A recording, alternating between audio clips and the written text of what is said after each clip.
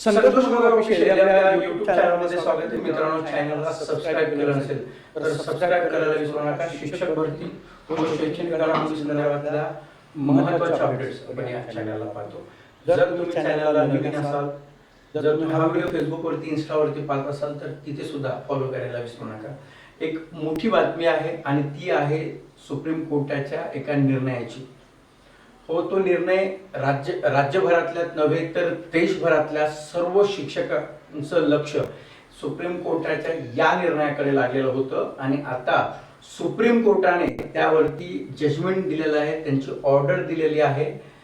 नेमकं प्रकरण काय आहे हे सर्वांना आता माहीत झालेलं आहे. टीईटीच्या संदर्भातला हा निकाल आहे. नेमकं कोर्टाने काय रिलीफ दिलेली आहे, कोर्टाचं काय म्हणणं आहे या व्हिडिओच्या माध्यमातून आपण पाहणार आहोत. त्यामुळे व्हिडिओ शेवटपर्यंत पाहायला विसरू नका. मित्रांनो, मागे तुम्हाला जे दिसतंय बॅनर, यावरून तुमच्या लक्षात आलं असेल की हा व्हिडिओ टीईटीच्या संदर्भामधले आहे. सुप्रीम कोर्टाने जवळपास 68 याचिका, ज्या पुनर्विचार याचिका होत्या, पुन्हा एकदा विचार करण्यासाठी सुप्रीम कोर्टामध्ये वेगवेगळ्या राज्यातून वेगवेगळ्या संघटना असतील, म्हणजे राज्य सरकार असेल, यांनी पुनर्विचार याचिका दाखल केलेली होती आणि त्या याचिकेवरती सुप्रीम कोर्टाने निकाल दिलेला आहे. निकाल काय आहे तर जी पहिली मुदत दिलेली होती बघा, याआधी सुप्रीम कोर्टाने मुदत काय दिलेली होती सर्व शिक्षकांना टीईटी पास होण्याची, 31 ऑगस्ट 2027, म्हणजे ही मुदत त्या ठिकाणी दिलेली होती. आणि आता फक्त काय झालेलं आहे की त्या मुदतीमध्ये 1 वर्षाची वाढ त्या ठिकाणी केलेली आहे. फक्त 1 वर्षाची वाढ आता झालेली आहे. जी अंतिम मुदत त्या ठिकाणी दिलेली आहे ती 31 ऑगस्ट 2028. म्हणजे शिक्षक जो असेल त्याला पदोन्नती हवी असेल आणि शिक्षक म्हणून जर त्याला राहायचं असेल तर त्याला 31 ऑगस्ट 2028 पर्यंत टीईटी पास करणं गरजेचं आहे. जर त्याला पदोन्नती, जर तो टीईटी पास असेल तरच त्याला पदोन्नती त्या ठिकाणी मिळणार आहे. त्यामुळे हा पुनर्विचार याचिकेमधला निकाल सुप्रीम कोर्टाने दिल्यामुळं आता खरं प्रकरण म्हणजे पुढे काय होणार आहे याकडे सर्व शिक्षकांचं लक्ष लागलेलं आहे. जवळपास महाराष्ट्रामध्ये 68 याचिका त्या ठिकाणी 68 याचिका त्या ठिकाणी दाखल होत्या आणि या 68 याचिकेवरती जवळपास 68 याचिका सध्या सुप्रीम कोर्टाने डिसमिस केलेल्या आहेत. म्हणजे त्या सर्व याचिका आता डिसमिस झालेल्या आहेत. या सुप्रीम कोर्टाने जो निर्णय दिलेला आहे तो निर्णय आपण ह्या ठिकाणी पाहू शकता. म्हणजे रिलीफ काय दिलेली आहे तर सरळ सांगितलेलं आहे की या ठिकाणी बघा, ज्या अंजुमन जी संस्था होती अल्पसंख्याक संस्था, त्या अल्पसंख्याक संस्थेवरती म्हणजे त्या संस्थेने टीईटीच्या संदर्भात जी याचिका दाखल केली होती त्या याचिका फक्त त्यांच्या संस्थेपुरती मर्यादित होती, परंतु याचा निकाल हा सुप्रीम कोर्टाने सर्व देशासाठी लागू केला. तर त्यामध्ये त्यांनी काय सांगितलंय की बघा, की extend we alter and extend the timeline related in paragraph in service for in service teacher to acquire the TET qualification from 2 to 3 years. म्हणजे तुम्हाला शिक्षक पात्रता परीक्षा जी 2 वर्षासाठी दिलेली होती, जी मुदत दिलेली होती, ती काय केलेली आहे acquire करण्याची आता 3 वर्षापर्यंत त्या ठिकाणी संधी दिलेली आहे. आता the qualification has to be obtained म्हणजे 31 ऑगस्ट 2028 पर्यंत त्यांनी काय केली, त्याची मुदत वाढवलेली आहे as originally directed.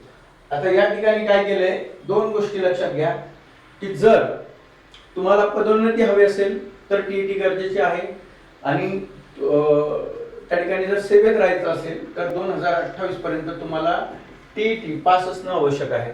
मी याआधीचा सुद्धा व्हिडिओ जर तुम्ही बघितला असेल, म्हणजे मागचा व्हिडिओ बघा, ज्यावेळेस टीईटीचा निकाल सुप्रीम कोर्टाने दिला होता आणि त्यानंतर पुनर्विचार याचिका दाखल झाल्या होत्या, त्यावेळेस मी एक व्हिडिओ बनवला होता आणि त्या व्हिडिओमध्ये जर तुम्ही बघितलं तर मी स्पष्टपणे सांगितलं होतं की पुनर्विचार याचिकेमध्ये सुप्रीम कोर्ट असेल किंवा स्टेट हायकोर्ट असेल तर ते जो निकाल त्यांनी दिलेला आहे तो पूर्ण निकाल, त्यामध्ये बदल होत नाही, तर फक्त त्यामध्ये काही अंशी एखाद्या रिलीफ त्या ठिकाणी दिल्या जाऊ शकते. त्यांनी तीच रिलीफ काय दिलेली की 2 वर्षाची मुदत, आता फक्त 1 वर्षाची त्या ठिकाणी 2 वर्षाची होती तर 1 वर्ष वाढवली. आणि मी हे स्पष्टपणे त्या व्हिडिओमध्ये सांगितलं होतं की फार तर फार सुप्रीम कोर्ट काय करेल, मुदत त्या ठिकाणी वाढवून देईल. म्हणजे 2 वर्ष असेल तर 1 वर्ष परत वाढवून देईल किंवा 2 वर्ष सहज वाढवून देईल. त्यामुळे रिलीफ काय मिळाली फक्त 1 वर्षाची. आणि 1 वर्षामध्ये आता काय झालं की 28 पर्यंत आता ही टीईटी पास करणं त्या ठिकाणी आवश्यक आहे.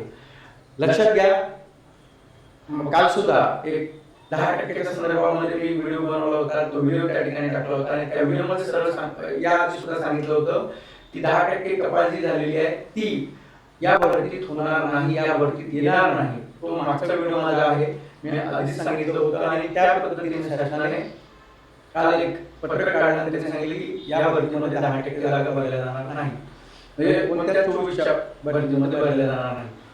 तर तुम्हाला जे व्हिडिओ या ठिकाणी मिळतात ते ऑथेंटिक माहिती असणारे मिळतात. त्यामुळं जर नवीन असाल तर चॅनलला सबस्क्राईब करा, कारण अतिशय ऑथेंटिक माहिती तुम्हाला या चॅनलला पाहायला मिळते. आता सुप्रीम कोर्टाने निर्णय दिलाय, आता यामध्ये एक पर्याय आहे. म्हणजे आता अनेक जे जुने शिक्षक आहेत त्यांना आता म्हणजे भीतीचं वातावरण त्या ठिकाणी आहे त्यांच्यामध्ये की आता नेमकं काय होईल. 2028 पर्यंत जर आम्ही टीईटी पास झालो नाही तर राज्य सरकार त्यामध्ये काय करू शकतं किंवा केंद्र सरकार आता काय करत, तर त्याला काही पर्याय आहेत. काय पर्याय आहेत ते मी शॉर्ट मध्ये सांगतो, त्यावरती लागलं तर काही व्हिडिओ म्हणून मी परत सांगेल हे करेल.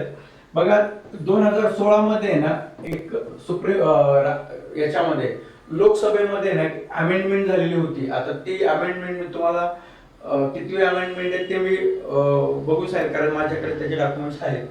की त्यामध्ये काय दिले होते की जे अनट्रेन टीचर आहेत देशभरामध्ये, अनट्रेन टीचरसाठी एक मुदत वाढ त्या ठिकाणी दिली होती, 5 वर्षाची मुदत त्यांना टीईटी पास करण्यासाठी, डीएड पास करण्यासाठी.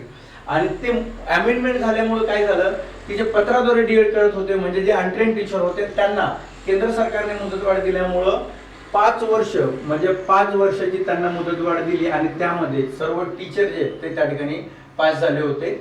आणि ही मुदतवाढ कोणी दिलेली होती, केंद्राने दिली होती. केंद्राने मध्ये कोणी दिलेली आहे तर ही अमेंडमेंट केलेली आहे, तर ते कुठे केलेलं आहे, लोकसभा आणि राज्यसभेमध्ये हे बिल आणलं होतं.